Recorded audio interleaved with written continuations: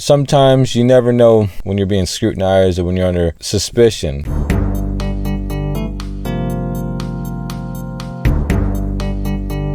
All right, welcome back. So today I'm going to be discussing a little incident that happened to me earlier this week. It was a situation in which a customer pretty much accused me of stealing something from her house while I was on a service call. She wasn't really clear what it was that she said I stole. She just said it was some documents and some cash. So long story short, I was on a service call. See, I got to the house. She was a nice, she seemed like a kind enough lady. It's a little bit weird, but didn't think anything of it. So as I was replacing the thermostat, she would come and ask, periodically, how it was going, why it's taking so long. So I didn't really, just figured, hey, she just needs to get somewhere or whatever. So yeah, that type of thermostat, you actually have to set up with your phone in order to program it, to get through all the program features. So I was setting up with her phone, so I had to use that. So yeah, after looking at the thermostat for a while, I wanted to actually try to take a look at the zone panel, just diagnose from there. So yeah, basically it was up in the attic on the second floor. So she showed me where the attic access was, and I went up there. Didn't think anything of it. It's normal for a customer to, kind of lead you up to the attic. So went up there, took a look at the zone board, got out of there real quick. After I replaced the thermostat temporary with just a Honeywell T4, because we couldn't get the actual replacement for that actual thermostat. I went upstairs. The first time she led me up the stairs, it was no big deal. Didn't think anything of it, because that's normal. Customer's going to lead you up the stairs to show you where the access is or where the unit is or thermostat or whatever. So went up there, checked out everything I needed to check out.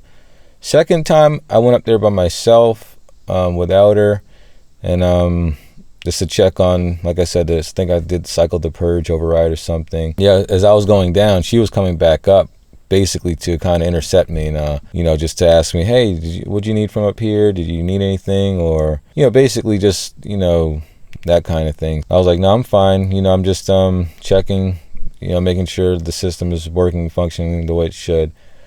So no big deal.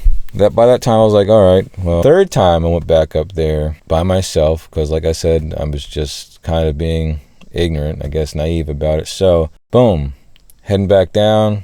She's coming back up the stairs. Hey, did you need anything from up here? What'd you need up here? I was like, oh, okay. I'm just checking the unit, making sure, checking the zone dampers, making sure the actual thermostat is essentially opening and closing the thermostat, the zone dampers as it should. She's like, oh, okay. By this time, I'm getting kind of uncomfortable, kind of frustrated.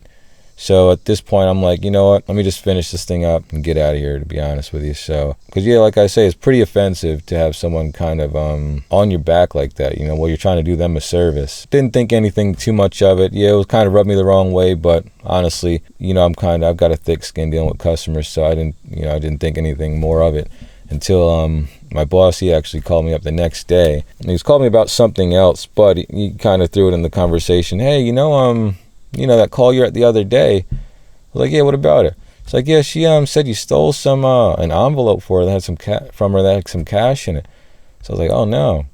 So honestly, I'm not gonna lie about it. I literally laughed out loud about it, like on the phone with him, because like I said, I've never had that. I've never been accused of that before. So yeah, essentially, I just laughed about it, and he was like, yeah, she's like, yeah, I told her you'd never do anything like that. So he's like, yeah, I went to bat for you pretty well. And I was like, yeah, that's weird, I told him, yeah, I thought she was kind of following me around a lot now that she mentioned it. So I'm glad you did mention it, because it makes a lot more sense why she was actually essentially following me around everywhere in the house, even though I didn't think about to the last interception, to the last confrontation, but for it to be verified, I thought that was pretty cool. So yeah, so basically he said that he pretty much explained to her, he's not that type of person. He's a good guy. He wouldn't steal this and that. So I was like, all right, cool. But yeah, it is quite disturbing. And like I said, you can't really fault people. She might have gone through something in her life. She might have, had someone steal from her recently. Who knows? You never know what a person's going through. So you always have to give them kind of the benefit of the doubt. You never want to just completely write them off, or just tell them, try to treat them with malice, or be tit for tat type of thing. Long story short, she texted him back later, I think like a day later, I asked him, hey, did you hear anything from her? He wasn't even going to say anything. He was like, oh yeah, matter of fact, she texted me and said her mom found the note. So I was like, oh wow, that's good.